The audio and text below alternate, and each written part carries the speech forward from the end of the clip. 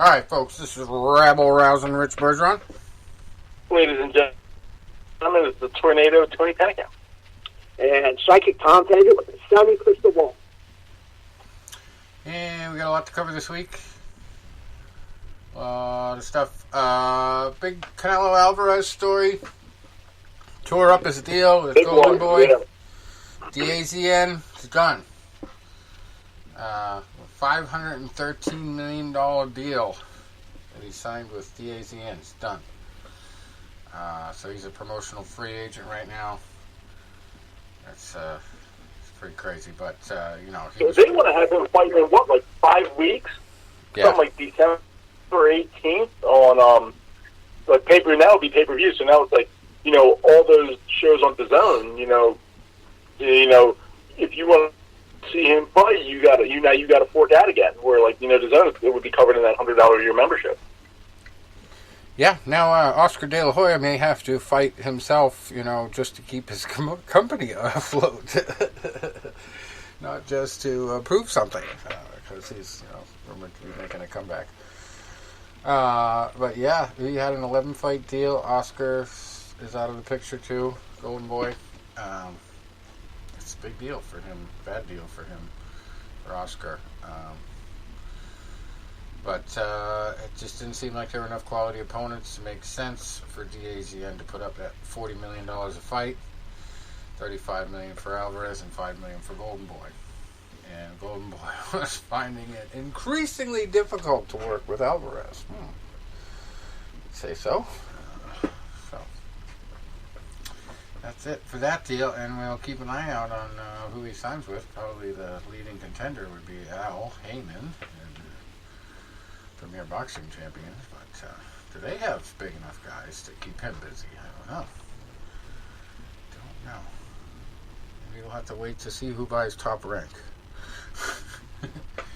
Anyway, we had a big UFC fight. What else? I know we got some other stuff here. Okay, this is a big one. Did you guys watch any boxing over the weekend? Did you happen to see the non-fight, a.k.a. the Ortiz versus Flores fight? I did not.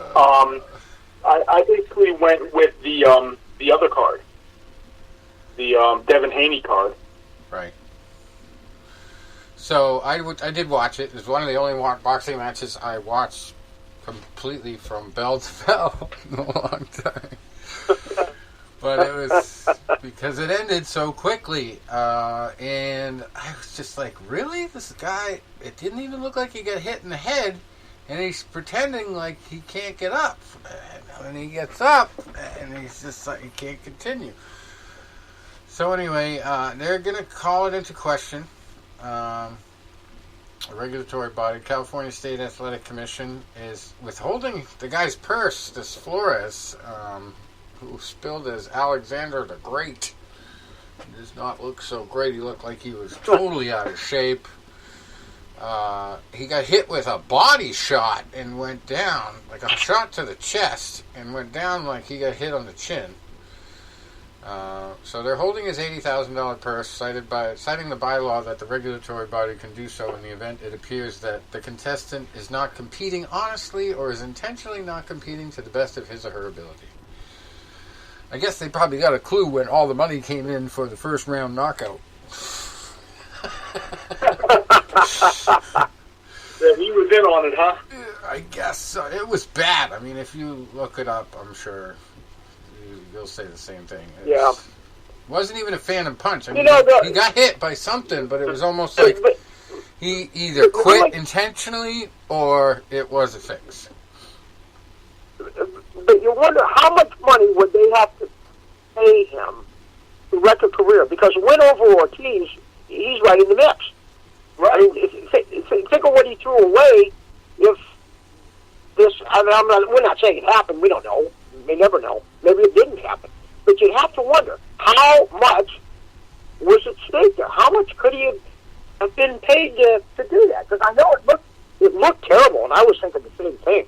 And it's going to be hard for him to live this down, real hard. Well, the official explanation was that he had an injured eye. And the replay showed that he got a right hand to the arm that actually started it. And then replays showed that Ortiz's right forearm landed to Flores' head on the final blow. I didn't see that. That's what it says in this article.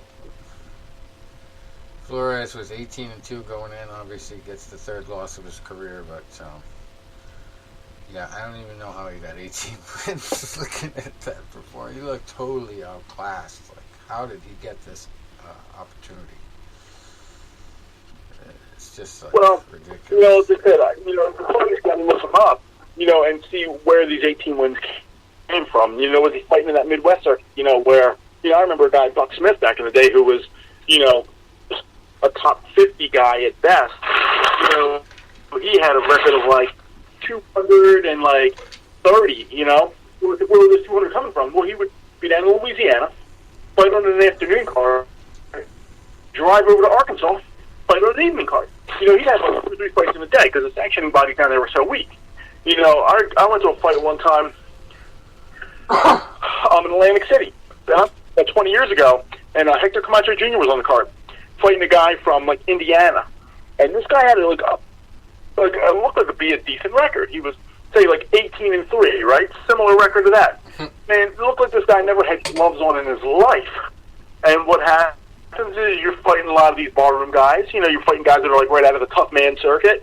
Sometimes, as Greg Halligan once said about Julio Cesar Chavez, he padded his record down in Mexico fighting Tijuana taxi cab drivers. Basically guys that are going to come in there and, with really no skill, minimal training, and, they're there to get basically a payday, and if they go down, who cares? Reggie Johnson used to call them guys from the bus stop. Those paper opponents. Picked up a guy from the bus stop and put him on the card.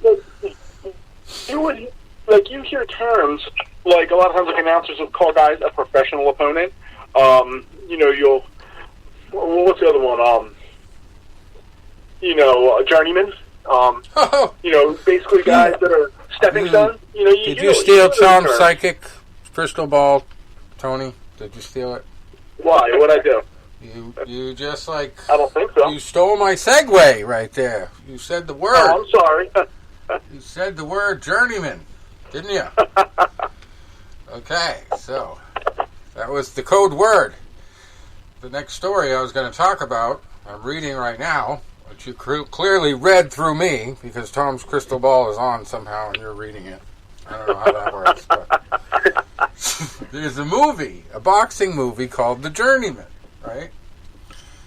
Michael Bisping is going to be playing the lead role now in this movie. Oh, wow. It's an adaptation of a British author's book named Mark Turley, and this sounds like art imitating life because it's about this guy, Kenny the Beast Breen, who's an alcoholic, drug-abusing, past his prime, journeyman boxer with a record of 11-85, who, after being diagnosed with neurological damage, continues his career on the small hall circuit at grave risk to himself. And we actually had a British guy we talked about on the show like last year who had been suspended and they caught him sparring. He's suspended because he had a brain injury. They caught him sparring, so this is totally life imitating art, I guess, because I bet the book came out before that. But wild. This is a great... Is Bisping going to play that guy? Is that Bisping's role? Yeah. So, he should He'll definitely... be good at it, especially with that glass eye. Yeah, that eye looking in the other direction. Yeah, aye, Captain. Yeah. He's actually been in a few films. Return of Xander Cage, Den of Thieves, and Magnum P.I., Twin Peaks, The Return, and Warrior. Alright, I know he was definitely in Warrior, because actually I got to see that movie for free while I was in Vegas. Interesting stuff. Alright, I don't know, I just saw this headline, I had to look at it, I'm reading it for the first time, but known as Pink Powder, Venus Eros Nexus or pink cocaine. This new drug is on the radar for the Voluntary Anti-Doping Association and the World Boxing Council's Clean Boxing Program. It's a synthetic drug. And what is it? Oh, pink cocaine, known as pink powder. A synthetic drug belongs to the phenylethylamine family. You ever heard of this stuff, Tom?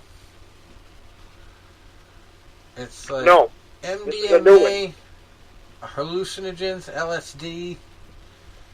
Has an extreme level of an addiction, just like other substances such as methamphetamine. It's important to clarify that this drug is not related to cocaine in its chemical composition. The only similarity is the way it is marketed in powder. Its consumption is by inhaling it through the nose, however, currently it can also be found in pills. It's created by a guy named Alexander Shulgin, who first synthesized this substance in 1974. Oh, that's crazy, you're only hearing about it now. Wow. Today, the drug is one of the most sought after among young people as it promises pleasant effects for the body itself, including a feeling of strength and an intense level of arousal. And the effects can last between 4 and 8 hours. So, I don't know, as they're talking about, it's not really clear if they're just putting this alert out there because of, they want people to look out for it, test for it. I don't know, it gives a bunch of side effects, but yeah, I never heard of pink cocaine. But, it brings to mind the whole deal that we talked about multiple times on this show related to John Jones' experience, where they released that he tested positive for cocaine long before the fight. I think it was with Daniel Cormier that was coming up at the time. And then they came out and said, we shouldn't have released those results because it's legal for a fighter to be on any drug as long as it's not fight day. So there's no trace of it left in the system on fight day, he's fine. Where every fighter then found the loophole, I could do cocaine right up until 2 weeks before the fight. I remember when I found that loophole out, I was just like, are you kidding me? They're publicizing this now too? These guys are going to go crazy. I don't think it was you that shared it, but did you see the article that somebody shared today about Mike Tyson's confession on how he used to beat the drug tests when he was champ of the world? Oh, with his baby urine. Yeah, yes. I see. Baby and his wife's urine. Well, he confessed before about using the thing called the whizzer. It's like a fake penis. The Whizzinator. Yeah. So I had heard that before. The Whizzinator. I mean, and like I said, I had, heard things back in like the day, like apparently, members of the Philadelphia Eagles would, siphon clean urine. That's what they used. Then they copied that when they were making the movie The Program. For the football players in college. And I had heard different things about Mike Tyson, and I knew that he had substance abuse issues back in the day. Today was reading the article, and thank God I was not in the office. I was in my home office, and I wasn't on a conference call while I was, reading it. Because when I saw he called the thing the Whizzinator, I actually started howling with laughter. Literal howling. And I was like, are you fucking kidding? The Whizzinator. I mean, that might be the greatest thing I think I've ever heard in my life. Well, it's funny. It made my day. It honestly made my day. Unfortunately, I don't know what it was, but when I went to the Air Force Academy, maybe it was because I had a high in the alphabet name, B. But I got drug tested like 6 times my freshman year.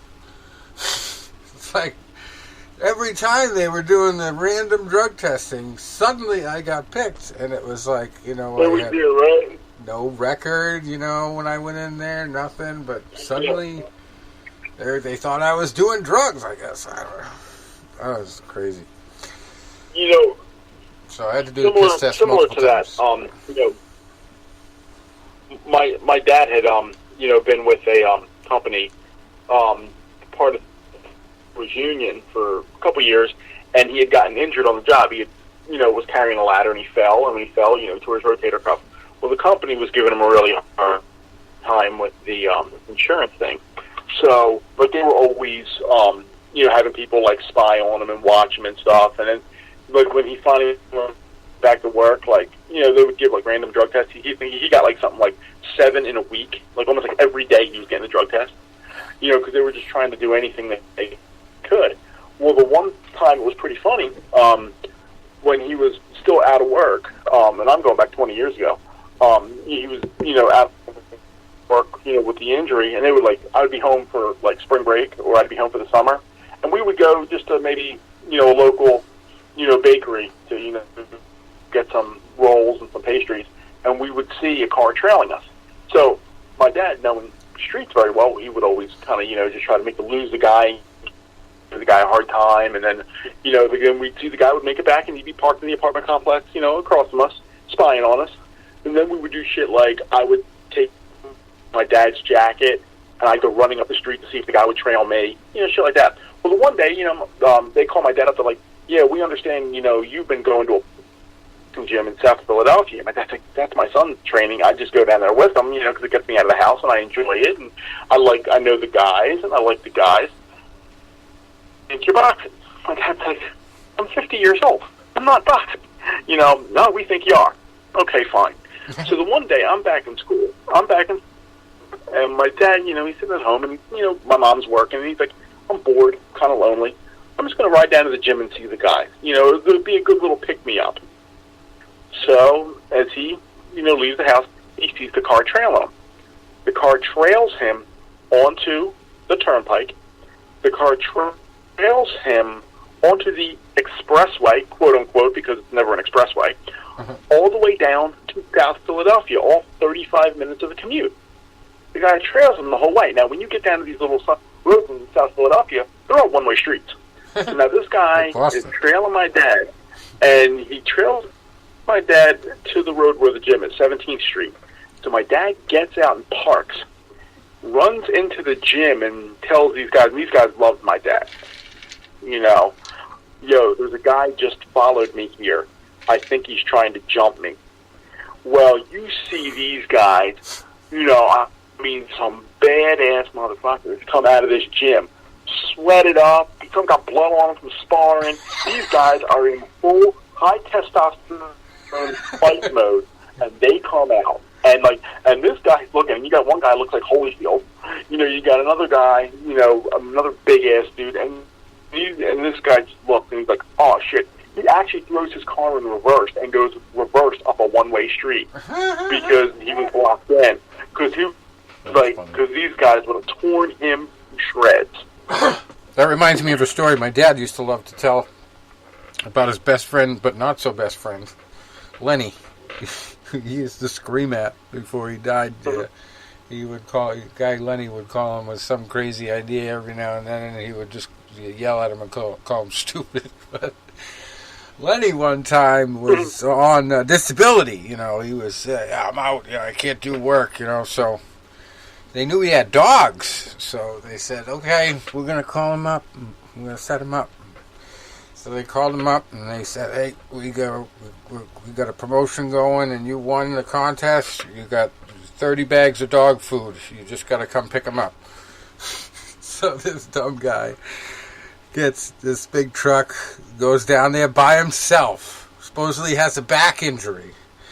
And they got like 700 pictures of him loading these huge 50-pound bags of dog food on his truck.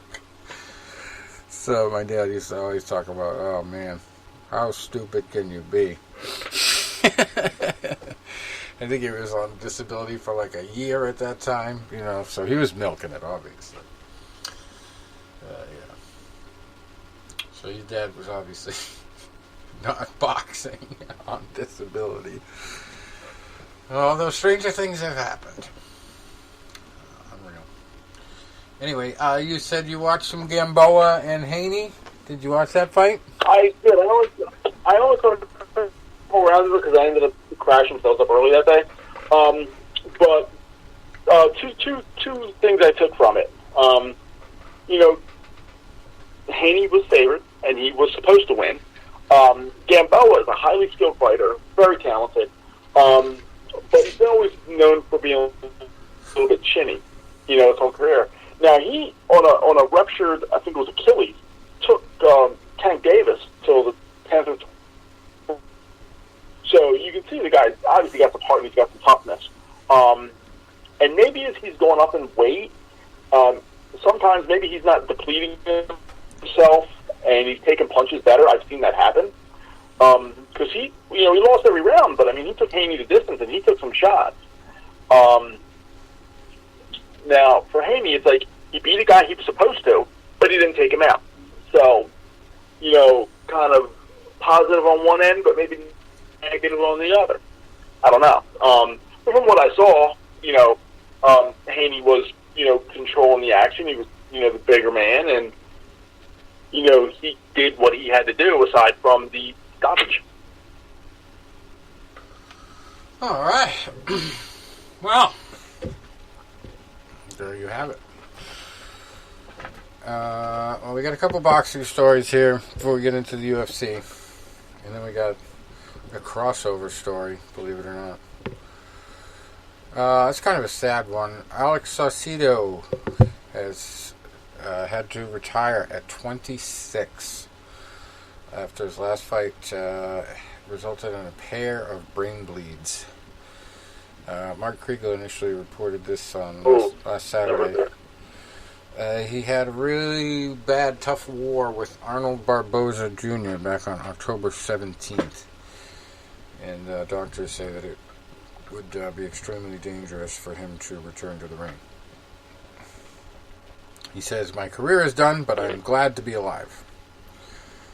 It was a unanimous decision defeat. Exactly, and that's the way you got to look at it. I remember I remember watching it. That was a pretty good matchup, and sometimes you get the guys that are lucky that they have a brain bleed, that it is minimal and it doesn't come with a lot of swelling.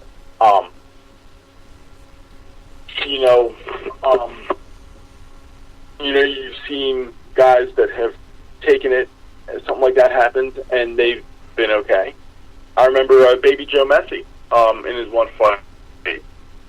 He had bleeding on the brain, but he never lost consciousness, and he never had the extreme swelling, which unfortunately happens when you have the severe and sometimes fatal issues.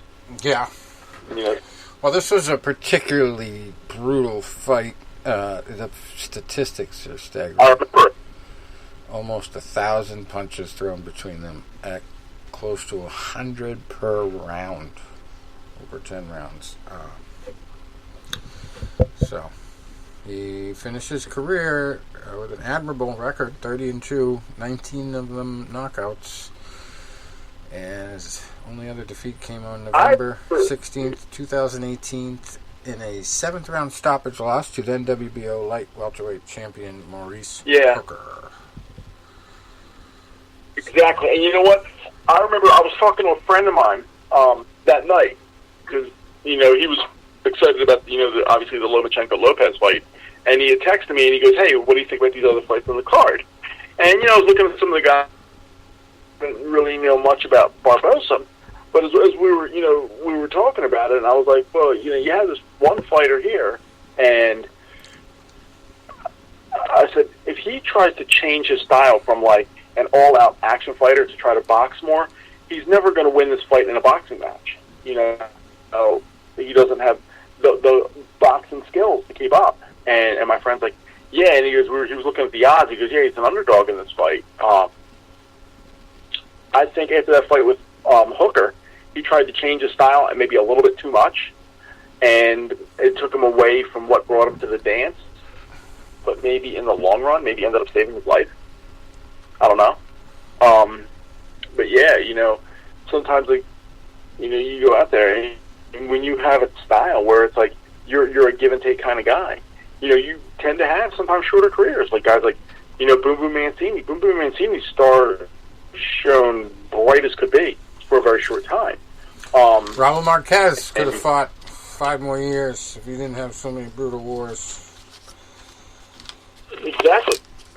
If he would have fought more like his brother. Juan Manuel, I'm thinking. Raul was his brother, right? Yeah, Raul had probably still fighting a shorter career. Yeah. Juan Manuel. Yeah, he had some. He was the only one to really, brutalize Manny Pacquiao in the later years. So, boy, he got that one over on him. But anyway, it's one of those things. It's a very young age, but geez, he got a lot of fighting done in this 26 years. God love him. Good thing. Hopefully, he has a backup plan. He's ready to do something different. I'm sure he could do some commentating or something. Plenty of opportunities out there. Anyway, coming up this Saturday, before we forget, we've got two more boxing stories. Two more boxing stories and an MMA story. And we're going to get to Bellator's results from tonight, UFC last week, and UFC this week. But first we go to boxing. London.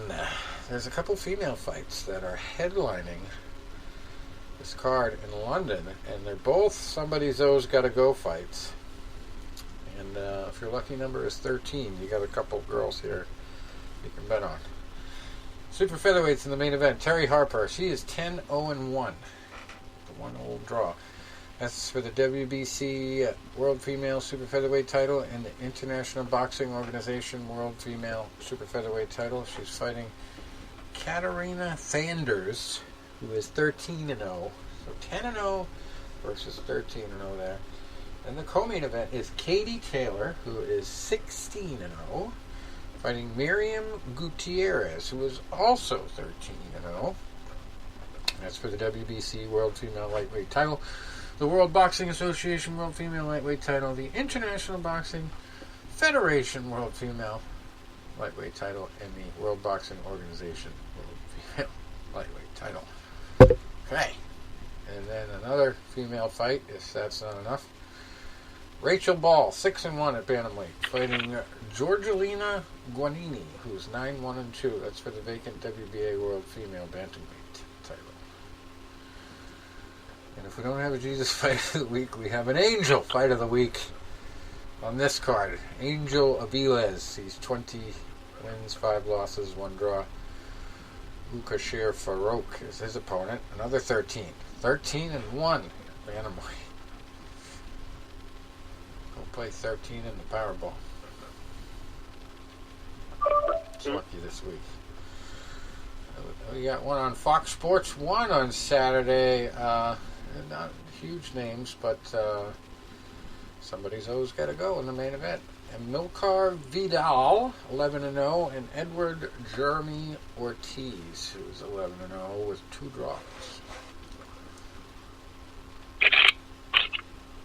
This one could be our mismatch of the week. It's not televised, obviously. It's kind of a horrible card. But the main event, light heavyweights, Vincent Miranda, 17-2. Probably going to have to be read as Miranda Rights after he beats the crap out of Patrick Pierre, who is 3-12. 17-2 versus 3-12. Pun intended. Yes. That's a premeditated assault right there. And the super middleweights in the main event. It's the only fight worth talking about in Kentucky here. Covington, Kentucky. Adama Osamanu. He is 27-4, fighting Antonio Urista, who is 10-3. And the co-main event is another mismatch of the week. Austin Manning, 8-0 at featherweight, fighting Mike Fowler, Fowler. He is 7-31. Lost all 6 of his last 6. 7-31. Most losses on the card, but not necessarily the worst record. There's one guy who's 1-12. Let's see. That's pretty bad. Glenn DeZern is on this card too. 11-2-1. Fighting it. That was not a great record. Oh, there's another one in Derry, New Hampshire. The old TBA in action. Steve Lucosa is actually Facebook friends with me. I should ask him who he's fighting this weekend. He's 12-1 at heavyweight. Yeah. TBA. Heavyweight. You got anybody? You got an opponent? TBA. Yeah. Another heavyweight. Yeah, that announced guy, Tubi. Tubi announced. Yeah. So then they got another heavyweight, Justin Rolfe, 4-1 with one draw, fighting Mike Marshall, who's 3-1 for the USA New England heavyweight title. Not even 10 fights between them. No, just barely. Welterweights, Michael Hand Jr., 10-1, and Ryan D. Bartolomeo, 3-0-1. Might be the most competitive fight on the card. That's for the vacant USA New England welterweight title. And here's what sounds like a UK opponent's record here. Rynell Griffin, 8-43-2. Fighting Ray J. Bermudez, who's 9-0 at super lightweight. I'm missing this action. Derry, New Hampshire. And, I don't know if Jesus is going to need a miracle this week, but this is got to be our Jesus fight of the week here. First of all, Rich, you know what you did to me today? You know what you did to me today, Rich? I'm at work, obviously, in my home office. And it's like, once again, thank God I was not in an office where I'm surrounded by other people. Because I get an email from my client, which I get, 20, 30 emails from my client a day. Hey, can you fix this person's record? Hey, can you look at this person's claim? So on and so forth. The one today was a guy by the name of Jesus Soriano. And I had to my mind say, oh, look, it's Thursday. It's the Jesus fight of the week. I had to do it. What things are doing to me? You're pulling from me. Uh-oh. Anyway, this is a perfect one because, regular everyday guy, what do you call him? Larry Smith, right? Larry Smith at light heavyweight. He is 11-44-2. And he's in the Jesus fight of the week against Jesus Javier Cintrone. Jesus' record is 1 win, 15 losses, and 2 draws. Wow. He had to walk on water for the 1 win. Yeah, I wonder who he beat. I wonder what that guy's record is. You just read my mind, Tom. I got to check that out. Anyway. Wouldn't it be bad if the guy was like 4-0? Anyway, our former guest is on the next card. The Vegas card of the week here in the bubble. Terence Crawford against Kell Brook in the main event. Terence, undefeated at 36-0. Probably won't really have much trouble with Kell Brook. He's got world-class experience, but also has 2 back-to-back losses recently, and it is for a title. You know what? I don't know about that, Rich. I don't know. Brook is. I just got this feeling. My crystal ball's lighting up a bit. This is going to be more competitive than a lot of people think. You heard it here first. I agree with Tom on that one. Because if you go back and you look at Kell Brook, who's a very talented fighter, he's a natural welterweight. And a couple years ago, he did a big jump up, 2 weight classes to challenge Gennady Golovkin, which I thought was, almost a suicidal move. And, he gave, Golovkin, a few moments. He hit him with some shots. He was holding his own, put it that way. He wasn't winning, but he was holding his own. He was competitive, and he belonged in there. That's the exact phrase I was looking for. He was holding his own. And he hit him with some shots, landed some punches. He wasn't getting, demolished. And then Golovkin started breaking through and really started, busting him up a little bit. And finally, I think it was around the 6th round, corner stopped the fight. And, the guy that was supposed to win, the bigger man, won just like he was supposed to via stoppage inside the distance. So now, drops back down and he's, defending against Errol Spence. And I remember a guy that, I communicate with a lot through social media was there, and he was really on the Brook train. And he's like, nope, Spence don't got the experience. He ain't ready for this step up. And I remember saying back to him, like, I'm going to disagree with you right now, because that beating that Brook took in the Golovkin fight, yeah, you say he was supposed to lose. Yeah, he gave a good account of himself. Yeah, and I appreciate all that, but the thing is, you can't take away a beating. Whether it was a fight you were supposed to win or lose, a beating is a beating. And it takes something out of you every time. And that fight, I think, took a lot out of Kell Brook. Because he went in there at Spence, and Spence really, had his way. Beat him up a little bit. I think he might have broke his orbital socket. They stopped the fight around maybe the 10th round. So that's two, not just losses, but punishing losses. Losses that really, accelerate father time in a fighter's career. And, I think Brook will give Crawford a challenge. I think, he's going to have some moments in there. But I think at the end of the day, especially early, because Crawford has a tendency to start slow. But I think at the end of the day, you're going to see Crawford really then start to take the fight over. And I think you're going to look at around maybe 10 or 11 rounds where Brook started to get busted up again. And, the damage that he has sustained before is going to be his downfall. Right. Well, the only hope Brook has, maybe he needed this long layoff, because he knows this is it now. I haven't seen a lot well, he needed it, but maybe it's going to, maybe he'll get them form back. That's where I was going with that. I mean, if this fight happened a couple months after those two massacres, forget about it. Yeah. He's had time to reflect. He's in great shape, and he's got such an. I mean, the odds in this. Have you guys noticed the odds? No, I didn't. I think Crawford was minus 1,500. Really? Yeah, it's ridiculous. And I don't know if things have changed in the last couple of days. And then I think Brook was plus 800 or something like that. And I'm thinking, okay, I could see 2-1, 3-1, but 15-1, really? Right, that's big. So, yeah, and I think I just have this feeling that this will be more competitive than we think, and the fact that Crawford is a bit chinny.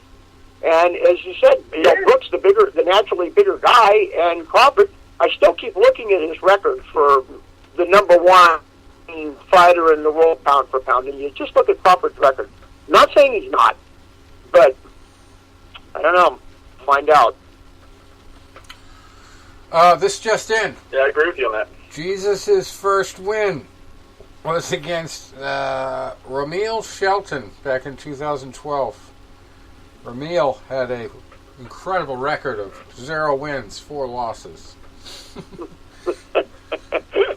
And it's also in... Well, this is the second fight. This is the rematch with Larry Smith. They had a fight in August that resulted in Larry Smith winning by unanimous decision. So, Rich, where are you getting this stuff at? BoxRec.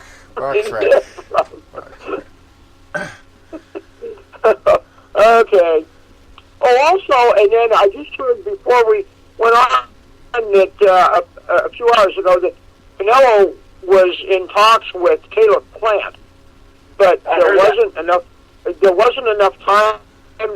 Something went wrong again, but now it's Colin Smith. Wow. Oh, really?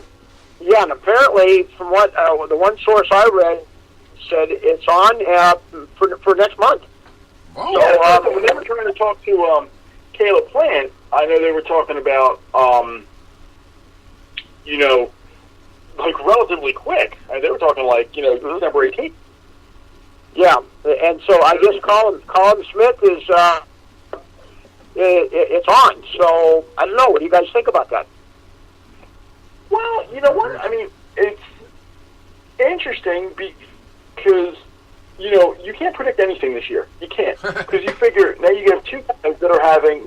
I mean, I can't tell you the last time Smith fought, but Canelo fought. It was 54 weeks ago. It was early November of last year when he knocked out Sergey Kovalev. And so you figure he's been on the show, for over a year now. He lost out on the two big weekends, that he would have been fighting, which would have been, Cinco de Mayo weekend and Mexican Independence Day weekend in September. So,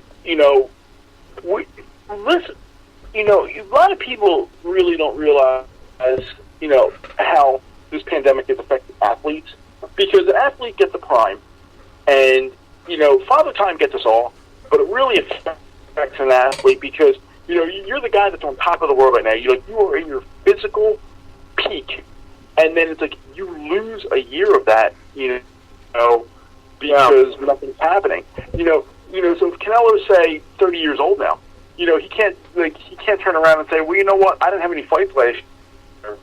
See, he didn't take punishment on his body, but I didn't have any fights last year, so I'm going to stay 30 another year.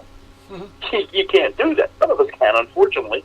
I want to turn around and say, well, I didn't go to any concert, games, or, bars, so I'm going to stay, whatever, another year. Well, that's kind of bullshit. I've stayed 26 for the past 18 years. Yeah. Mentally, maybe. Mentally. Well, I haven't even gotten 26 yet. Right. Anyway, the co-main event's pretty interesting, too. We got somebody's ones. Gotta go, I guess. They lose. But Joshua Franco at super flyweight, 17-1-2, and then Andrew Maloney, 21-1, for the WBA World Super Flyweight title. So whoever wins is going to be super fly. And then we got Edwin Rodriguez, but not the one I was thinking. This is the 11-5-1 Edwin Rodriguez, not the one we interviewed. Fighting Joshua Greer Jr., who is 22-2-1. Yeah, this is the bantamweight version. Probably not even related. And there's a middleweight bout between Tyler Howard, 18-0, against Keandre Leatherwood, who is 22-7-1. And I don't really particularly have anything great to say about this fight, except I like this guy's name.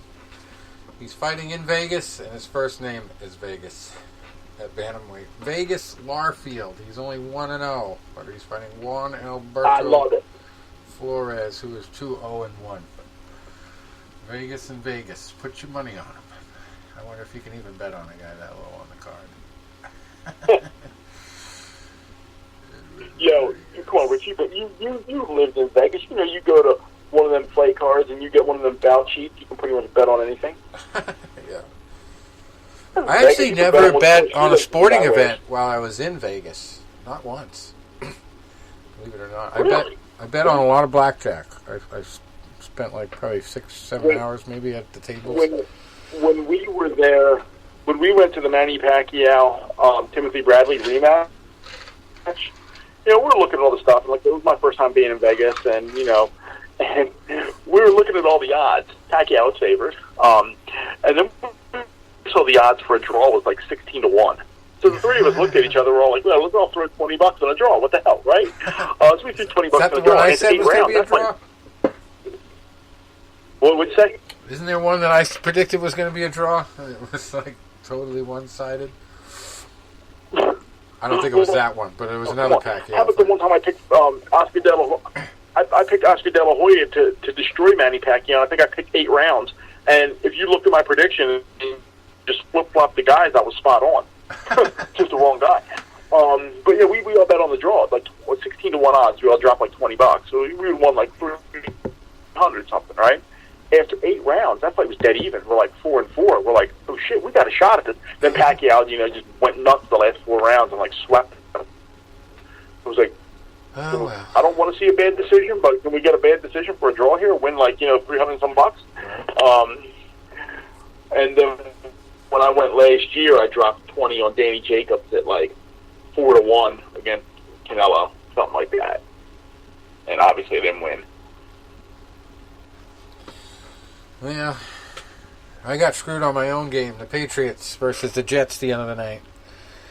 And I had a winning team, I was winning the $18, so I had 4 different teams, thinking the Patriots were going to slaughter the freaking Jets mostly, but, I had the other side too. I picked the other side, and only one was in the winning until that last fucking kick, and I didn't pick Nick Folk for my team.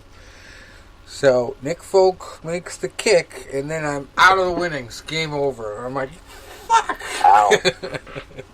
It's only $18, you know but what? still, I hate those. I hate those. It's like when you're bidding on something on eBay, and in the last second, somebody comes in and steals it. Yes. Well, last week, you know, I'm in my last man standing pool, which started off with 175 people. So the jackpot's going to be close to $4,000. I want part of it. So I'm still in it. Last week I picked the safest pick of the week, which we were down to 41 people, and or 37 people maybe. We might have been down to like 37. And I picked the safest pick of the week was Pittsburgh over Dallas. Pittsburgh damn near lost that game. It came down to the last play, and I'm sitting there, motherfucking this, goddamn that, because that would have knocked out say 37 people. That would have knocked out 18 of us. There's a lot of games this year that then that happened. Would never have expected them to unfold the way they did. Tampa Bay the other night, like what the hell happened to Tom Brady? He has got all the weapons in the world, and he can't complete a pass. It's like, what? That was supposed to be like Garg's greatest gift to offenses for that game. You know, and I think it was more like their defense. If you look at their play calls, they ran the ball 5 times the whole game. 5 times. You know, because they got down by so much, so fast. It was their defense. I mean, you give Brady all the weapons in the world, you're down by 28 points in the first quarter. You know, the team knows you're not going to run. The team knows they're just going to come blitz the shit out of you. And if your line's not holding up, you're screwed. So, you know, my Pittsburgh wins last week. They beat Dallas, so I'm still alive. So now, here's my dilemma. It comes down, you know, I'm going to remain in for this week. 11 people have New England. I definitely want to see 11 people get knocked out, right? But I also have the New England defense, and I was in a stalemate with the guy that I'm playing, and he has nobody. New England's defense scores, you know, and gets me some points by sacks, turnovers. I win. New England's defense lets up a lot of points and gets negative points. I lose. So now the Jets put up all these points, and New England is at 0 fantasy points, and I'm like, shit.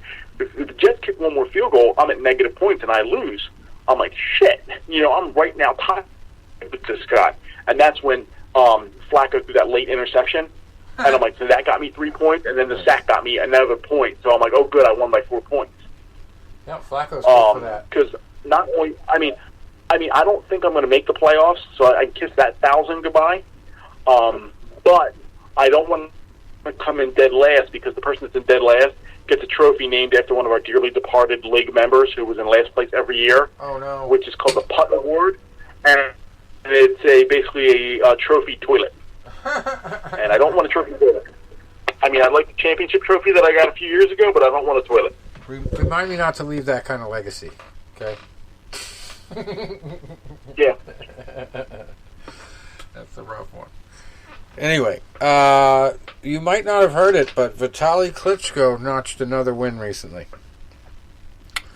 You know what I'm talking about, Tony? Congressional? Political.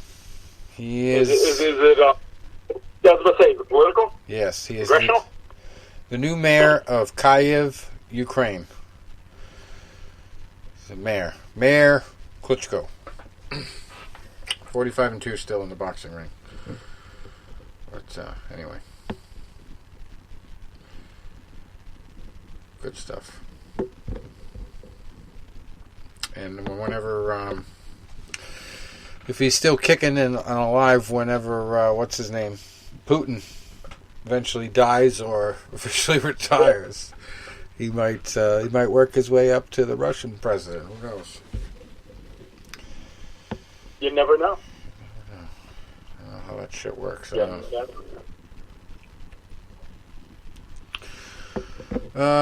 Here's one before we get to the crossover one. A former guest of ours, for real, not Fugazi. Mark Coleman. Some unfortunate news for him. He suffered a heart attack recently, and I know he was raising money for some major medical situations he was in a couple of years ago. Now he's in the hospital again. He suffered a heart attack. He's on the mend, recovering well from his heart attack. But still obviously has more tests to be done and all that. So prayers for him if that's what you do. If you know the family and can provide some financial support, looks like you might need that too. Who knows? But yeah. Legend of the sport. It was one of our good interviews too. He's like, we should really start replaying some of these or posting them again. Some legends out there, like some of the ones you just forget about that you've interviewed, and then you hear the name. Oh, we interviewed that guy. We still have it out there. Like Misha Tate. That was a good interview we did years ago.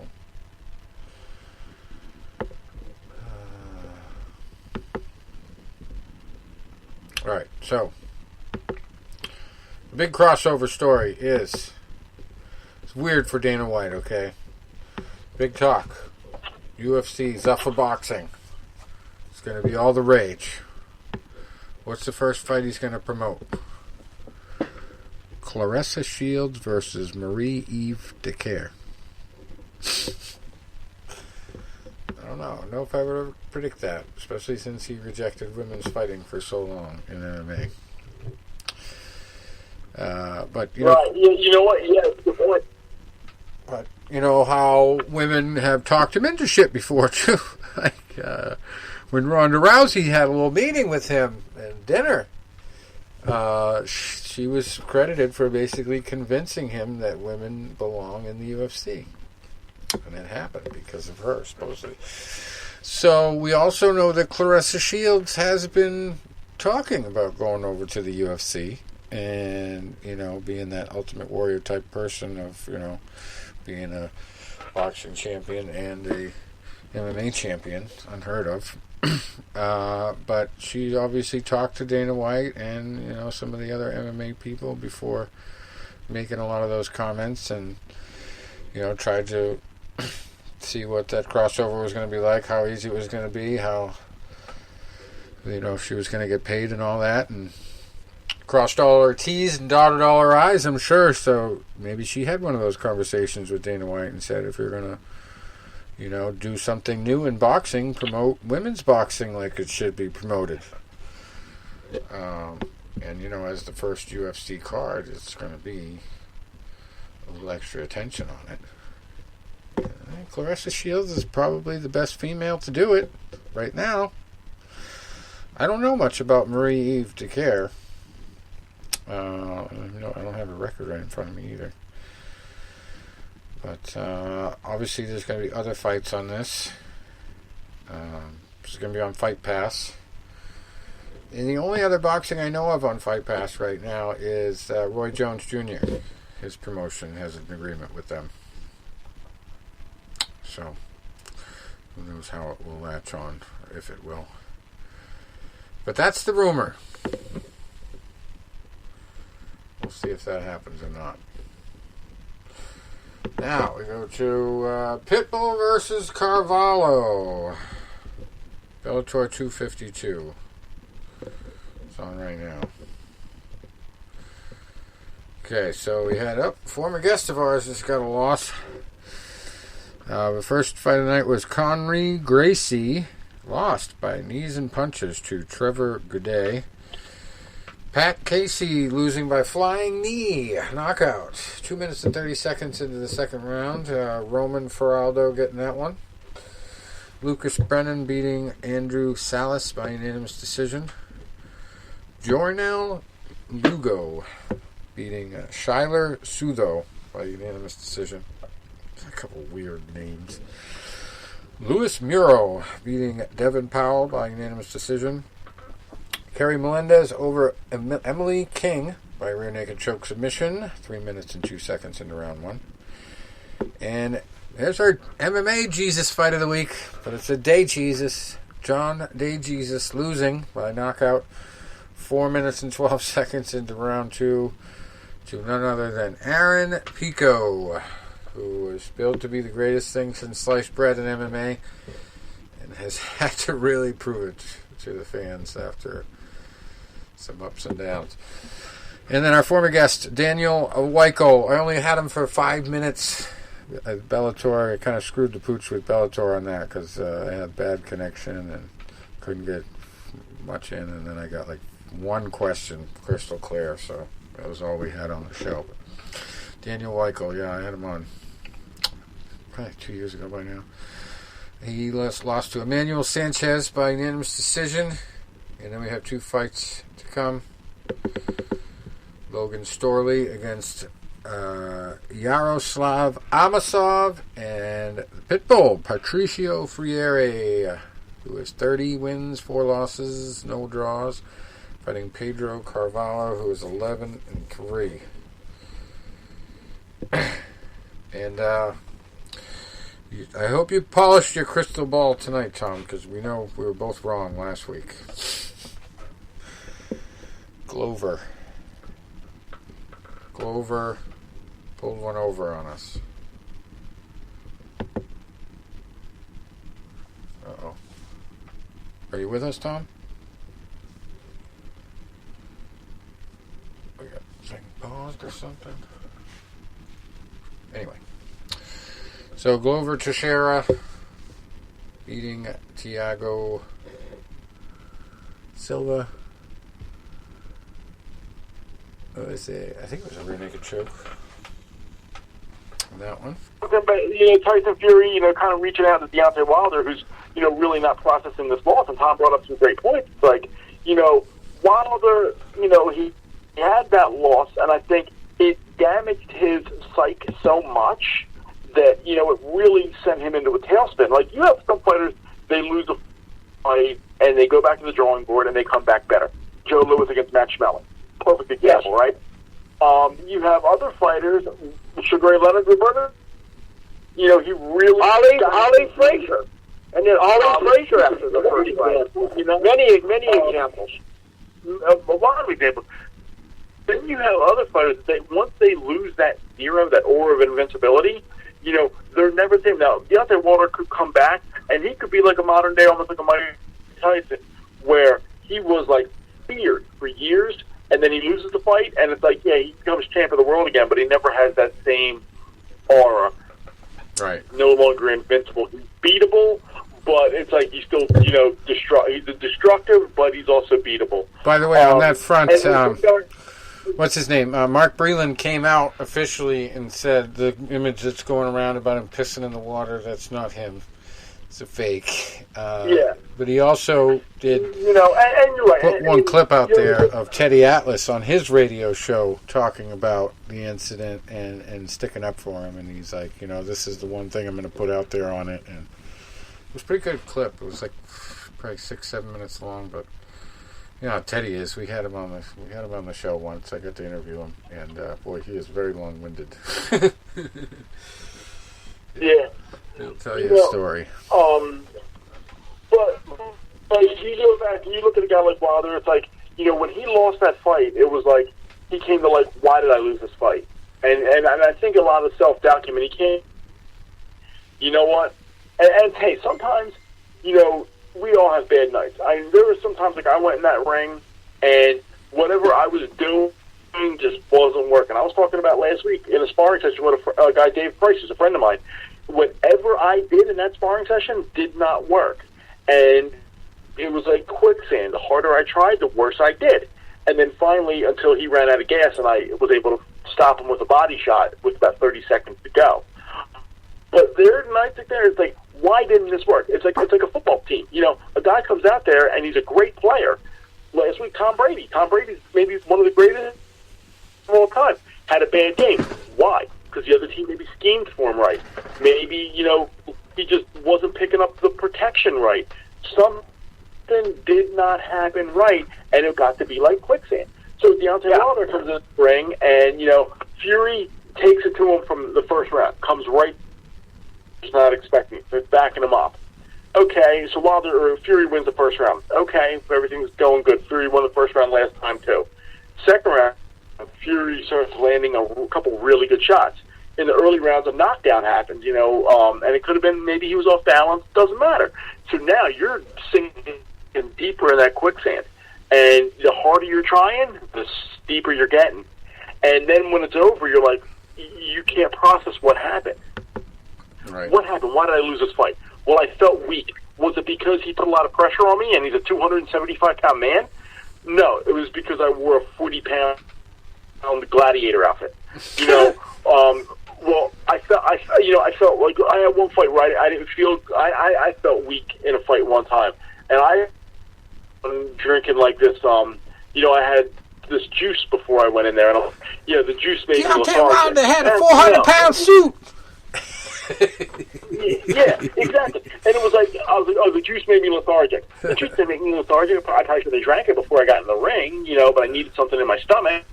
He had some of that pink cocaine. And it was like, yeah. Yeah, exactly. But, so, it's like, well, I felt lethargic. Maybe it wasn't the suit. Maybe it was a 275-pound man. Yeah. Well, this happened. Maybe it was because of my water. Man, maybe it wasn't because of your water. Maybe it was because the guy was wearing you down. I felt weak in there. It was the water. Now, it wasn't the water, So now, the only thing he can complain about, which he hasn't. You want to find a reason where he hasn't really given this beef yet, which is the only explanation that makes any sense to me that he could bitch about, is that Tyson Fury got away with a lot of holding and throwing and underarms and over. He used wrestling in that fight, and he didn't get penalized at all for it. Now, I don't know what the rules are on that. Whether you have to ignore the ref 6 times to get a penalty, but I mean, he worked with it. You have to have a response for that. If you're, the type of guy that's going to do that, you got to know that's coming. I think this is what you should do. Rich, here's what I think you should do. I think you should go out there, look at the fight again, watch the fight again. And like I said, I've only made since it happened, and you look at a lot of the clinching and the infighting, and you see if there is a difference between clinching and infighting. Where punches being thrown in there, was there clean punches, was it just straight up holding and grappling? Because there's a difference between the two. There's getting on the inside and fighting on the inside and using physicality in there. Marciano did it great. A lot of other guys.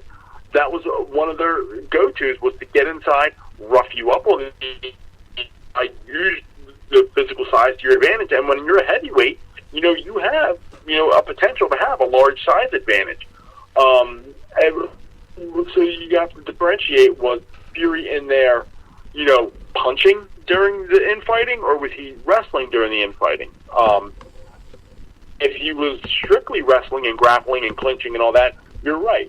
Then maybe the referee should have been in there more and, broken them up more. But I mean, you look at Wilder, like they had the doctored glove excuse, which that's patent bullshit right there. Even if the guy's throwing a punch and it looks like it's here, the gloves are inspected, and a member of the athletic commission and a member of the opposing camp watches you. Yeah, that's what Teddy was going off about. And to the moment you put them on. Yeah. So there's no way they could put a fucking egg weight in there. It's just not possible. And maybe it just wasn't Wilder's night. Maybe we're overthinking the whole thing. It just was not his night. Exactly. And then go from there. Lick your wounds, get back in the gym. I mean, and that's what we were talking about, Rich, when we were blacked out there, is Fury made the offer to Wilder. He said, I'm only a phone call away. I'm worried about your mental health. Call me. Wow. So, here we are, Dr. Fury here, not Dr. He really is a good dude. And, if there was anything you could bitch about, the whole thing where he was sliding his hand back in the glove, that's really the only thing. He's got big hands, Yeah, that's patent bullshit. And I mean, that's the only thing that, you could look at the tape and go, yeah, maybe he clubbed him with a wrist here and there, but it's not enough to say the whole fight was affected by that. No way. Not at all. So that's whole bullshit. Total crap. Yeah. But, he definitely had a better game plan for the fight. And the first excuse was the suit. and it destroyed his legs. And what happened? He never had his legs in that whole fight. So then he's going to come up with excuses later. My water was spiked. Just not a good look. Even if those are legitimate and you have evidence of it, physical evidence, you still look like kind of crazy for saying that's the reason you lost the fight. But he doesn't even have evidence of it. He's got zero evidence. Well, how weak were his legs? If a 40-pound suit would finish him off, I mean, in the armor, I carried a lot more than that. Yeah. Jeez, I'm thinking his legs are like, was there a note attached to him? I mean, like a pigeon? I mean, unbelievable. They put some egg weights in it. Anyway. I know his legs are pretty skinny, but, I don't think they were that weak. I just said, he'd be out in Russell Beach, he'd sent him to the squat rack for 6 months. No visible means of support, Anyway, getting back to UFC. Tom and I screwed the pooch last week on the main event. Glover Teixeira. He definitely surprised both of us. He started off pretty good, but then it went to the ground and ended up back on his feet. And, every time Thiago was teeing off, Glover found a way to smother him. And then all of a sudden it was rear naked choke. Glover Teixeira got the win. Did you notice just on the ground, the differential? I mean, Thiago supposedly, you think he's a BJJ guy, being from Brazil, a high-level MMA fighter. His legs were just not in the equation. I mean, you notice that with new guys on the ground. They just could not coordinate their attack. It was very fast-paced for a 3-round fight. I mean, never stopped, and it was back and forth, which made it a surprise to me that everybody's calling for Glover Teixeira to get a title fight now. And it's like, slow the roll.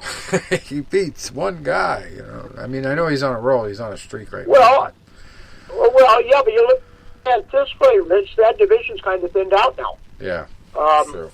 So I guess Asanya's, there's all kinds of breaking news on that. Jen says, I can't wait to destroy Asanya. He says, I'm going to be his nightmare forever. So he really wants to fight. Right. And now, who knows if John Jones now is going to abandon the heavyweight goal and stay there at 205 to fight Asanya. So there's all kinds of, and if he does, Glover will get the fight with Jan probably. Well, the last bit of news John Jones made dynamic. was for chasing a guy off his property with a shotgun. So I think he's looking for a real fight. We didn't talk about that on the show, but it's been in the headlines. Well, I'd like to see him at 205 with Asanya. That would be a real fight. Yeah. Be fun to watch. The one guy we did predict correctly was the co-main event, Andrei Arlovski. We both thought he would get the win, and he did, over Tanner Boser. Got a unanimous decision. It was pretty tight, though. Andrei was very hesitant to pull the trigger, but when he did, he tended to connect, and he tended to back Boser up. With a couple of little combinations here and there, but he got a lot of leg kicks for doing it. He was not feeling good in the leg area. Speaking of which, I don't know if you guys saw this by any chance, but there's kind of like a viral video going around of Wonder Boy Stephen Thompson as having a bodybuilder actually let him leg kick him a bunch of times. And this guy was a really cocky dude, this bodybuilder. So I don't know if it was a setup. He was supposed to be acting this way, but he was acting like none of these kicks hurt him, And of course they show it afterwards, and his leg is already bruising up. But, every kick he takes, he's like walking off like, yep, I'm just going to go on the bike over here. That didn't hurt at all, And it gets to the point where he takes so many leg kicks that Stephen Thompson actually hurts his own foot and can't kick him anymore, even though he's asking for more. But it's like 10 minutes goes by and his leg is purple. So, yeah. I don't know if I'd take that challenge. That was kind of a funny one I found the other day. Anyway, getting back to this card, Raoni Barcelos also getting a unanimous decision win over Khalid Taha. We had Giga Chikadze over not the James Krause, but James Krause Simmons by head kick and punches TKO. That was just 3 minutes and 51 seconds into the fight. And Xiaonan Yan had a pretty tough one against Claudia Gadella, but she edged out the unanimous decision win there. She's a pretty dynamic Asian fighter. Trevin Giles beating Bevan Lewis by TKO. That was 126 into the third. Alexander Romanov beating Marcos Rogerio de Lima by technical submission from a forearm choke. I don't know if I've ever heard of that one. 4 minutes and 48 seconds into round one. And Darren Elkins calling the damage. We talked about this last week. I don't know if this was a bloody fight for him, but he went into the third round. Twos were wild. 2 minutes and 22 seconds into the third, he got the rear naked choke submission. So Darren Elkins gets another big win. And he was pretty damaged. I don't know. Did you see him at the post-fight press conference? He was a mess. No, I didn't. But he tends to do that. I said he leads with his face. He looked awful, but man, I'll tell you, no one's gutsier than that guy. I mean, he's not the most talented fighter, but he just doesn't quit. Jeez. Yeah, he's a cyborg. He just comes at you. He could be cut up, stuck like a pig, bleeding all over the place. He don't care. He's coming at you like the Terminator. And sometimes he gets wins that way because, you think about it. Like, it's just, you throw everything but the kitchen sink at some dude and he's still coming at you. It's got to take a lot of your heart away in some of those scenarios. And, you're already exhausted. And you're like, what else can I throw at this guy to finish him? Nothing. He's just coming at me. Yeah, just imagine him in a bar fight or something. Oh, I mean, he'd be even worse. Yeah. He'd be a great one for the remake of Roadhouse that Ronda Rousey was supposed to do. Yeah. Yeah. Anyway, second fight of the night was Max Griffin beating Ramiz Brahimaj by doctor stoppage. Third round, 2 minutes and 3 seconds in. And then Gustavo Lopez beating the veteran Anthony Burchak in the first fight of the night by rear naked choke submission. 2 minutes and 43 seconds into that one. And then our upcoming card here.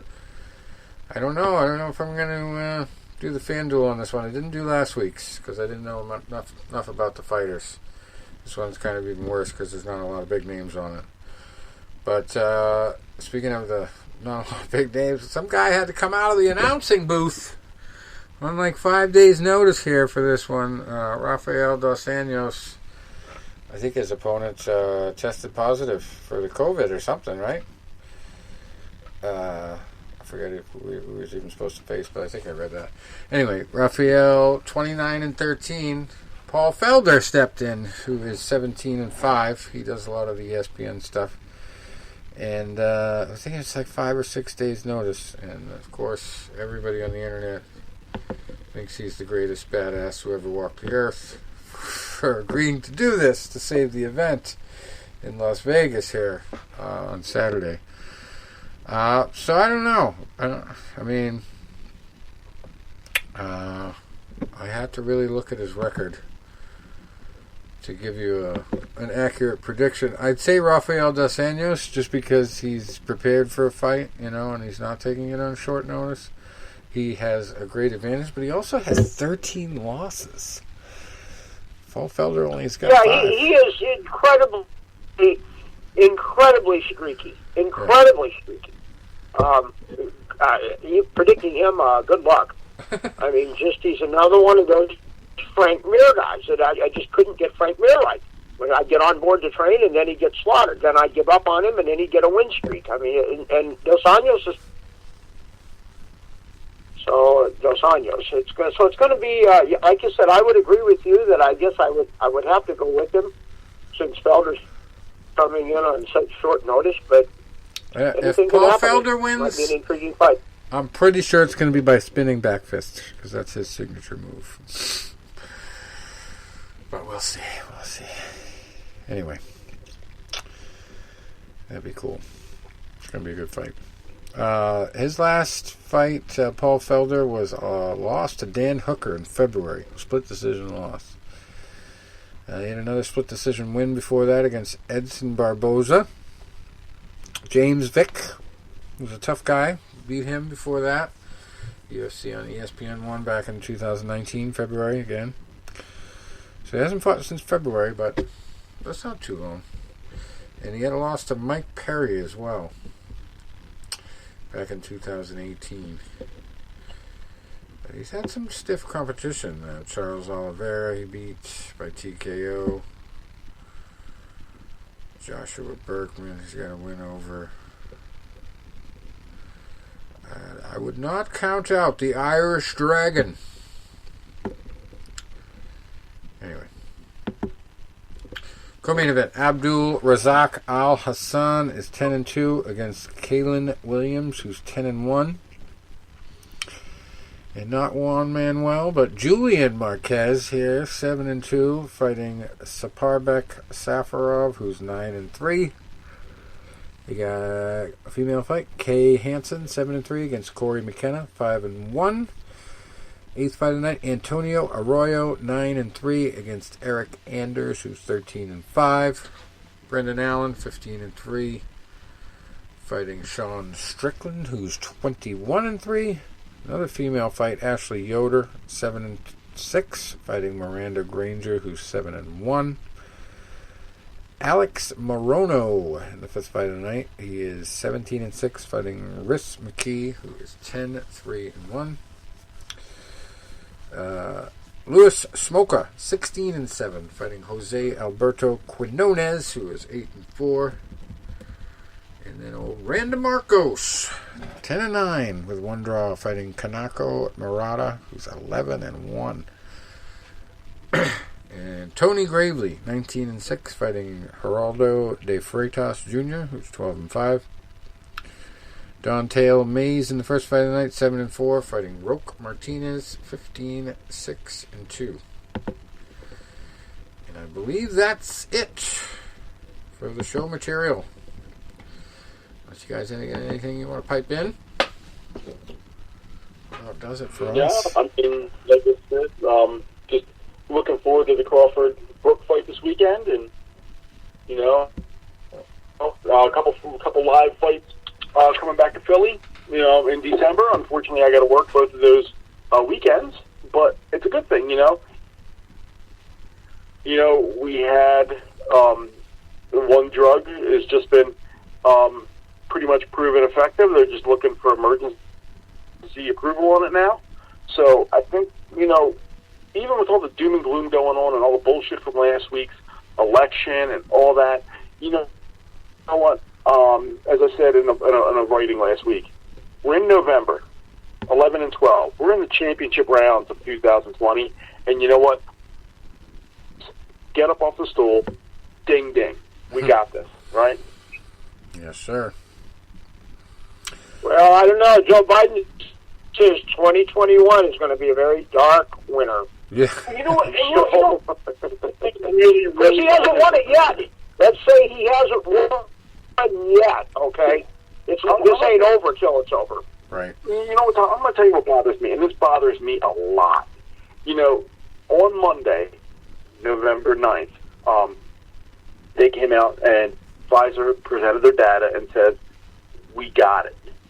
We did a trial of 42,000 people. 42,000. It is shown effective in 90%. We were hoping 70% at best. It's 90. The one person that said like they had like a side effect, they said for one day they felt like they had a severe hangover. Shit, I usually get about 8 or 9 of them a year, so it's not a big deal, right?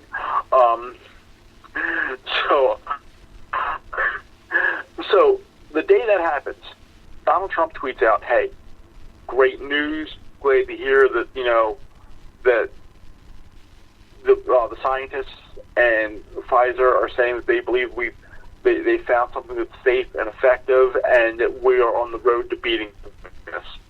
Joe Biden on the same day turns around and says, "It doesn't look good." Well, you know, you would think the roles were reversed. You would think that, Biden was the guy going out and Trump was the guy coming in, And then someone else was like, well, maybe he doesn't want to give Trump credit because it could help him. How's it going to help him? The elections, I mean, granted, they got to do recounts and shit, but it's not like we're on the fence and this is going to change us to make a different vote. We can't. The only way it was if they turn around and say, we're throwing everything out, and on December 1st, you all got to go back to the polls. And you might turn around and say, you know what, I went for Biden, but boy, Trump really got the coronavirus. He got the vaccine. I'm changing my mind. That's not going to happen. Biden's going to start moving into the White House, and Trump's going to turn around and say, here, my lawyers have something for you. And it's going to be like the deed to the White House got signed over to his corporation. Fix the fine print. We'll wind up seeing what the Supreme Court says. Yeah. That's what. It's going to be decided by the I'm not even watching the news. I'm not even thinking about it. Yeah, it's definitely going to be All decided. I do is that as I read, I don't care about the politics part of it because I think it's all bullshit. I read pharmaceutical journals and medical journals, and I try to understand where cures are coming from. That's what I'm more interested in than what politicians have to say about it, and especially what the media has to say about it. The other thing is Biden wants to do a 4-week lockdown, like no leaving your house as soon as he takes over in January. By January, they should have 40 to 50% of the country vaccinated. Why the fuck you locking us down? It's a power trip, Tony. He wants to be God. He's got the mandate. 4 to 6 weeks. That's a warm-up, buddy. That is a warm-up for him. He's got way bigger plans than that. You know what? And here's you figure out how to get your guns. If you you're like, okay, we got a vaccine. It looks like it's working. We look like we're in good shape. Things are starting to progress. Why would then you do a lockdown? Well, here's my thought process on it. If say Trump did a lockdown right now, Trump turned around and said, you know what, everything's shut down. He's basically, unless a miracle happens, leaving office. So he can tank this economy where the tanking hits in January, right when the transition of power happens. So you can turn around and say, well, Biden comes in office, the economy tanks. Where it's like, why would you want to come into office? I'm coming into office and tank the economy. Why would you want to start in last place? You don't want to. But here's what scares the living shit out of me is Biden gets in, okay? He shuts everything down. And he goes, okay, for the right now, we're going to have to do everything. You're going to have to be dependent on the government. We're shutting everything down. We're closing businesses. We're doing all that because he is basically putting up a socialist network where the government saying, hey, we're going to provide you money. Okay, we're going to provide you food. We're going to provide you this. And, you give all that, and then it's like, oh, well, now you're socialist. The government controls you. Well, that's what the American people want. That's what we voted for. Yeah, that's what the idiots voted for, not us. Yeah, well, that's what I mean. That's so it'll be. Well, it's definitely not Tom's fault. Bernie Sanders is Labor Secretary. His state went for the right guy, right? Yeah. Well, I'm not losing hope. I'm not losing hope because there's more and more evidence they're finding, and it'll be interesting with the Supreme Court because if those 6 right-leaning judges rule against the president, and then we all of a sudden get 15 liberal loons on the Supreme Court, they've made themselves irrelevant, and they've destroyed the legitimacy of the electoral process permanently for half the country, more than half the country. So this will be interesting. I've never seen anything like it. Yeah, this was an ugly one. I think they should just do a revote live. 6 different states. Yeah. Under armed guard. Keep the ballots. Anyway, we'll see what happens. It's still an ongoing all right, guys. saga. Well, let's enjoy the fights this weekend. Get our mind off. Yeah. Yeah, keep your blood pressure down. Yep. All right, guys. All right. Have a good weekend, guys. Adios. You too.